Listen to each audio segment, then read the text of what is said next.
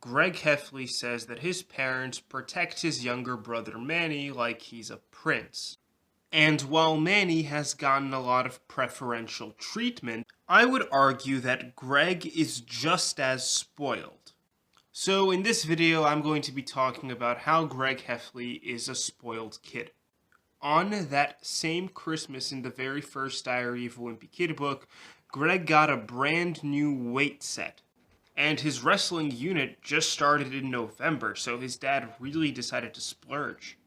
But it's not just the big presents, it's the small things that also count.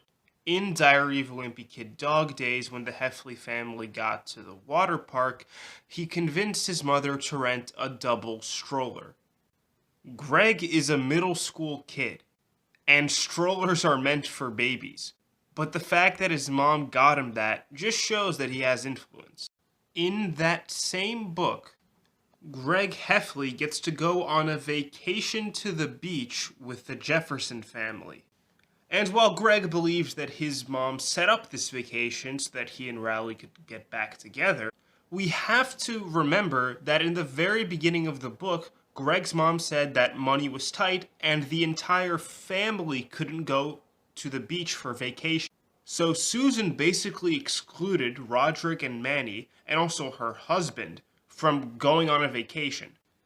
But she lets Greg go, and feeding one extra person, taking care of an extra person, another bed, all sorts of things like that are sure to add up for the Jefferson family.